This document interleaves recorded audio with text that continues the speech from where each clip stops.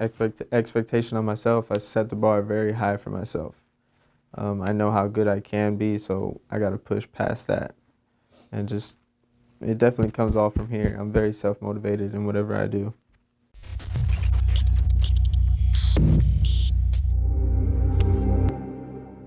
My dad is Hector Lopez. He fought for Mexico in the '84 Olympics. He turned pro. He had about 50 fights. So when I was about like 2, maybe 3, he would bring me to the gym and just like check out the gym and see the fighters. And I remember trying to hit the bag. Like I couldn't reach it, but I would just try to hit it. And my mom never wanted me to box, so she would never let me like fully get into it. So she put me in every single sport till I was about 10 or 11. And then I just kept nagging her, nagging her, nagging her. And then I went to the gym and I found some people who were boxing at my high school. So then I linked up with them and then we went to the gym, trained for a few years. And then I had my first amateur fight when I was about 12 years old. He went straight to Mexico, so he was over there. So over the summer I would go over there and I'd train with him. And we'd actually train with like the Olympic team because he was pretty well known over there. So he got us in over there. We were training with them, sparring with them, and it was a great experience. But I would only go over there for like 2, 3 weeks at a time. And then I'd come back over here and get back to fighting.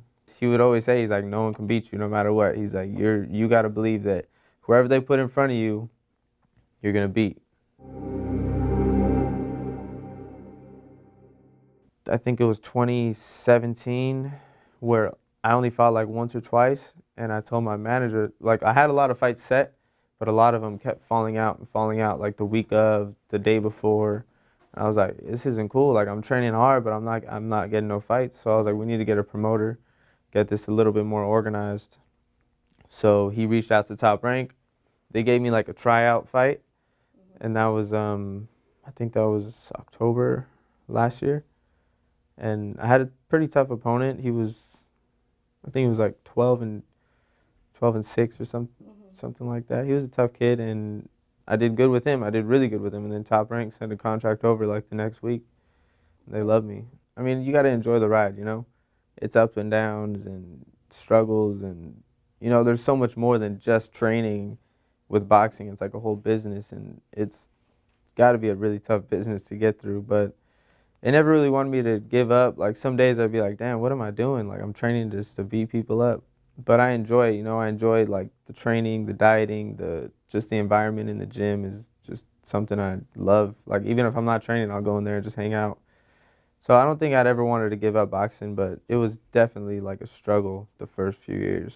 I wouldn't say I had a favorite fighter. I would just look at fighters and I would just try to see how fighters would do it, you know, like Floyd Mayweather, how he built his legacy. Sugar Ray Leonard, I would watch Salvador Sanchez because he was actually my dad's favorite fighter. So he was like, watch this guy. So we watched him a lot. Growing up, I really didn't watch boxing too much. No? Even today, like I'm not too big into boxing. Like big fights, like I'll check them out. But besides that, I don't really watch too much boxing. You know, but I really do like to watch Lomachenko. I mean, I feel like everybody does. He's very exciting, and you don't see that type of fight style anymore. Fighters are, you know, they're doing more research about how their bodies should be and how much rest you should get and what type of foods you should be eating. I think it's helping a lot, and yeah, it's new for me as well. I'm just getting onto the strength and conditioning and dieting and different type of rest and less running for some reason, and it's changing, but I mean, it's working for me as long as it's working. If something's not working, I'm gonna switch it and go back to how it used to work, you know? You just gotta adapt. Did your dad do strength and conditioning, or was he just running? Yeah, he was more running, and he would kind of do his own thing, like an old school way, like pull-ups, push-ups, burpees, just like on his own. Like he would set a number and just do it. I remember like we went to Mexico, me and my brother, and the day we got there, before we even went inside his house, he's like, you guys both owe me 200 burpees. On the sidewalk in Mexico City, like we're all doing them together, and we were just pushing out 200 burpees right there. Before you go out into his house? We had our bags on the sidewalk. He's like, you guys owe me 200. Because I remember why. Because my brother, he had to get homeschool, or no, he had to do summer school that summer. Mm-hmm. So it pushed our date back to go over there, and we lost time. He's like, Hector, you messed up, so we all got to do 200 burpees. So we all just busted out 200 burpees right there.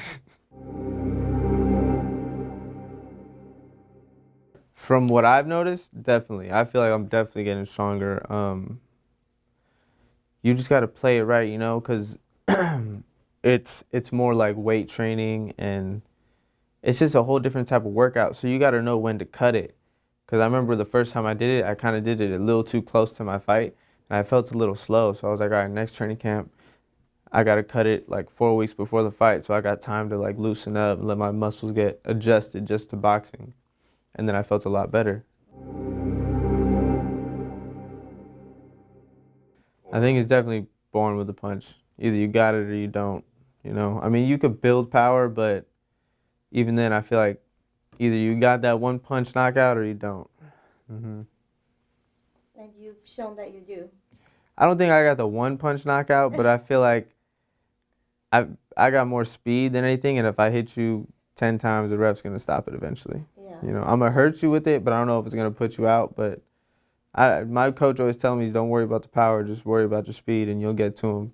Because it's always the punch that you don't see that gets him out.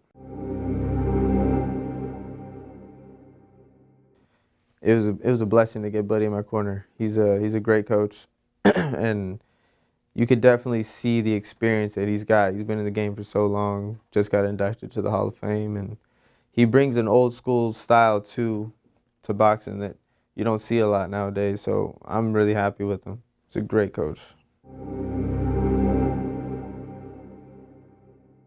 It's very unhealthy. It's taking, water from the brain that's protecting the brain. So I feel like there's definitely, but then it also falls back on the fighter. Like if you know you can't make that weight, you shouldn't be signing a contract at that weight. If you're gonna hurt yourself to make weight, it's not worth it.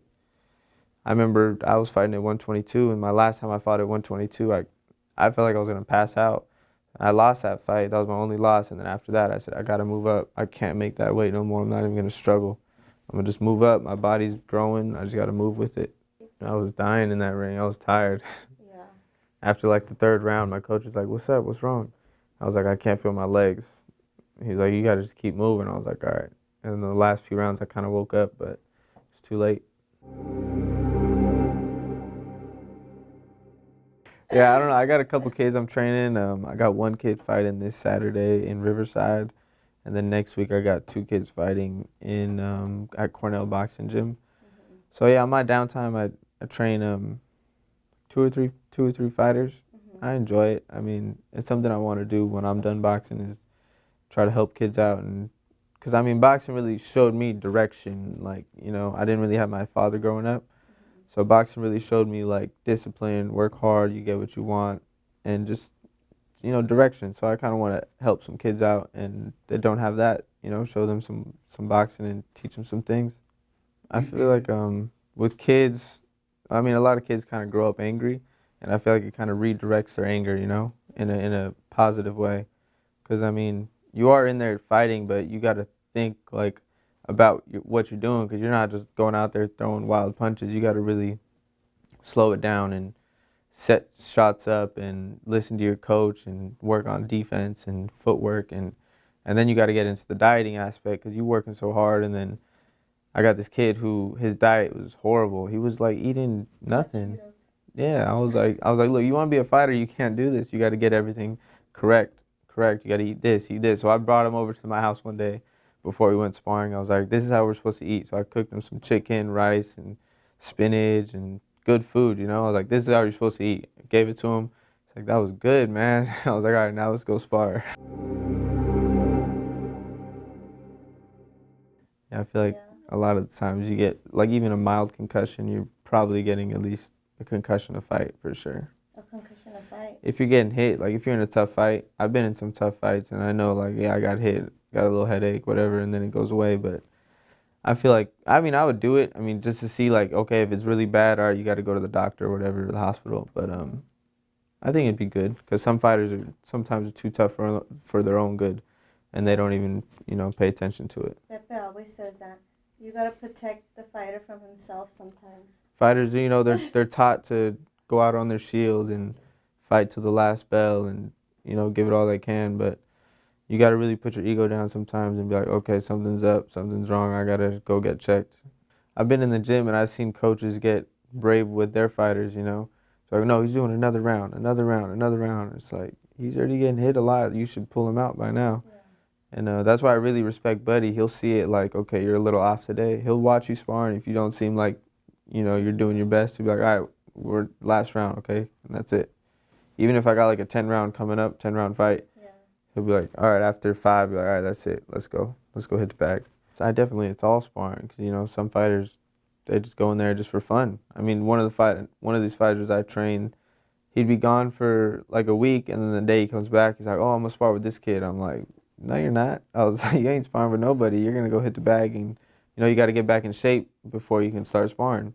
I was like, I'm not going to throw you in there with this guy. He's a little bigger than you or whatever. Yeah. I was like, you got to get in shape before you can start sparring. You got to earn that sparring.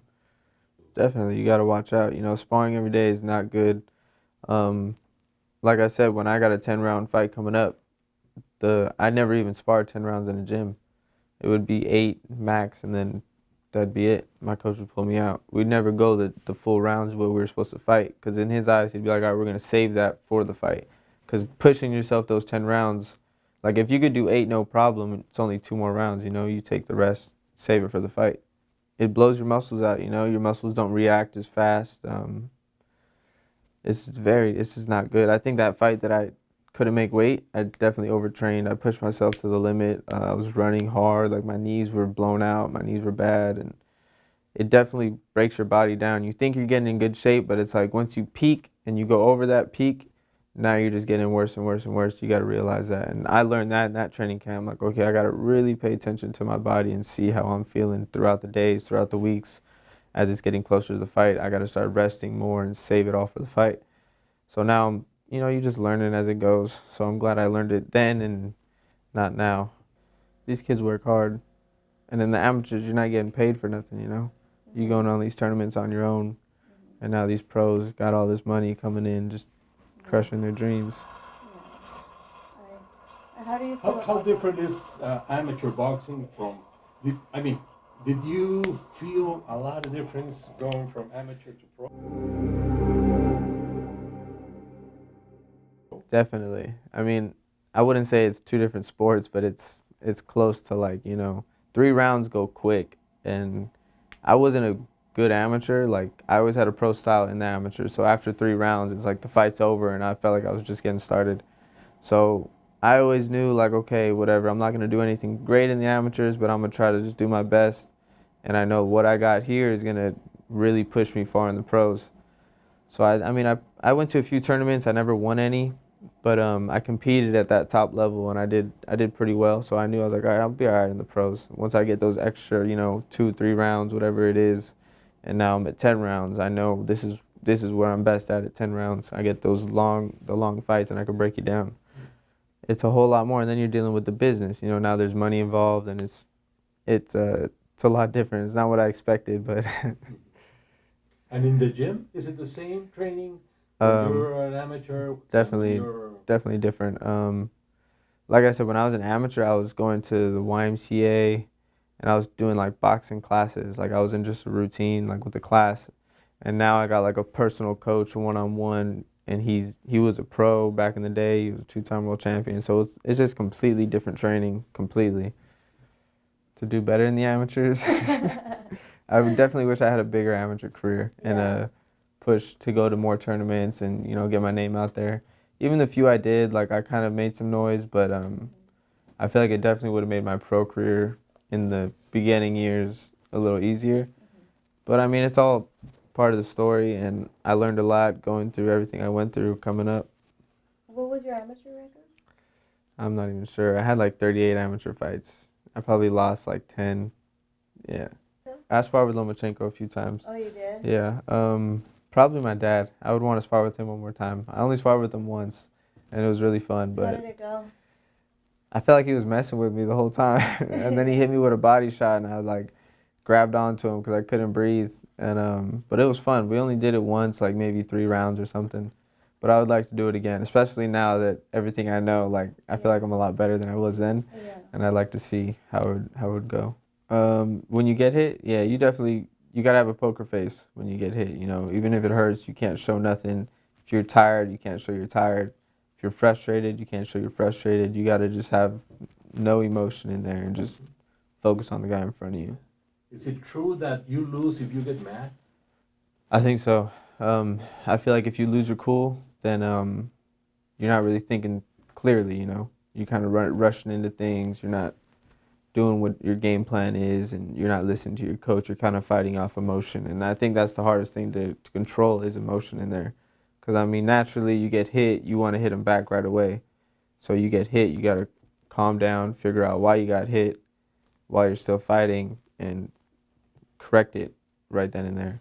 Paul Banky talked a lot about my dad. He always gives me a lot of praise about my dad, saying your dad was great, this and that. Just about everybody who knew my dad um, shows a lot of respect towards me when they find out who my dad is. Just saying he's a real fighter back then, and they don't make him like that no more, this and that. So yeah, I always get respect from my dad's name. But you're never out, oh, I'm the son, or you're making your own legacy. I don't want to, be in his shadow. I don't even, like when I show up to fights or whatever, I don't even mention my dad's name at all. I want them to know me as Adam Lopez, not the son of Hector Lopez, Two different things. And he did his thing. I'm doing my thing now. I'm doing it for me. I'm not following his footsteps, I'm trying to make my own lane. I definitely want to get a few world titles,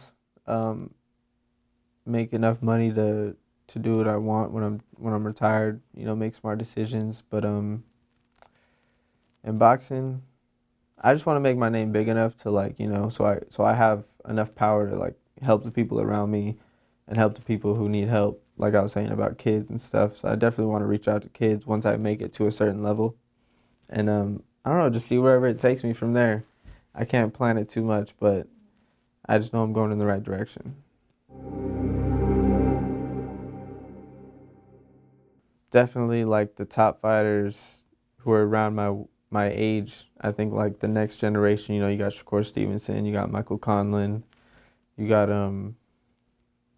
Oscar Valdez moved up.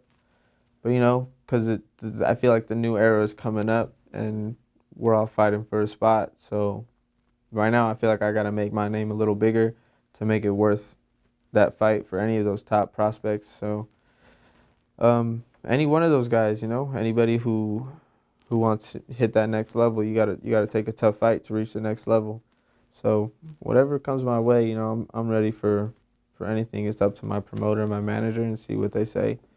And just taking it slow because I'm still young right now. So I know I got time to build up. I got time to, get my name out there. But that one time I lost, I think I turned my phone off for 2 days, and I didn't want to talk to nobody, and I just locked myself up, and I was like, I don't want to talk to nobody. But then, my coach told me, he's like, just put it behind you. He's like, you're young, you got a lot of time. He's like, all the greats lost. It's like, how are you going to bounce back off of it? You can't let it just defeat you, You lost one fight, but you're young, your career's going to keep going, so you got to keep fighting. So I think it really helped me to realize okay, yeah, it's just one loss, I'm good. I still got time to get back on top. No matter what. I think that year I fought 6 undefeated fighters, because I was like, whatever, we'll fight. Let's see who's the best. So I really didn't care about losing that because I knew the best lost. Let's test it out. I mean, the stuff that I've learned from my coach, I definitely take it all in and I try to understand it so I could teach it to somebody else. But then I'm not going to teach it the same way he teaches it, It might be the same thing, but I'm just coming at it from a different perspective. But it's got to make sense to whoever I'm teaching it to. And it might be a young kid or someone who's older. So I just got to know who I'm teaching it to and how I could make them understand it and relate to it. So it kind of just depends, Does a coach have to adapt to a fighter? Definitely, I think so. Every fighter has their own style, and you don't want to take away from that style. They do things good, then sometimes they do things bad. You got to just know who you're working with, and some kids got natural ability that you don't want to take from them. Like I would say David Benavidez, he's very unorthodox and not very fundamentally sound, but he makes it work, I feel like if he was taught to fight like Andre Ward or something, he wouldn't be as good. You don't want to take away that natural ability that they got. You want to just kind of give them a little tools here and there, okay, when you do this, do that, instead of doing that. You know, just little things you gotta work on. You know, you don't want to take away from what they got.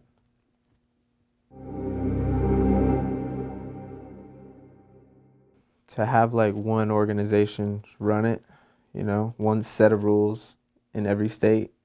Like the NFL is like, they run the NFL. The NBA, they run the NBA. There's no like other presidents in different states running this and telling other people to do that. Like, I feel like it should be a little more organized. I think that would definitely help.